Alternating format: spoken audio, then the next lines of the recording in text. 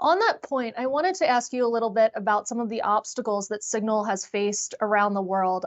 Recently, you led a push to make sure that Signal could still be available to protesters in Iran, despite government efforts to block the app. Can you tell us a little bit about how effective that push was? Do you have any data on how many people were able to access the service from Iran?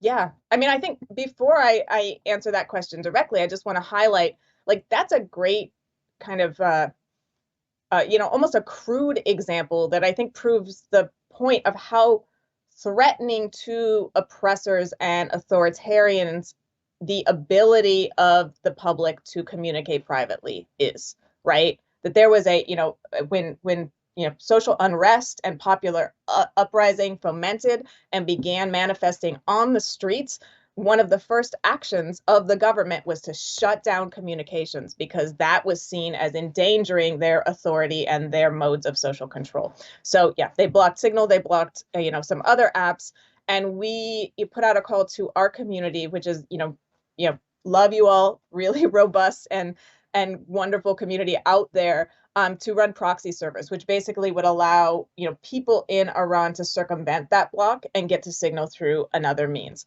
And we don't, those servers weren't run by Signal, right? Those servers were run by community volunteers.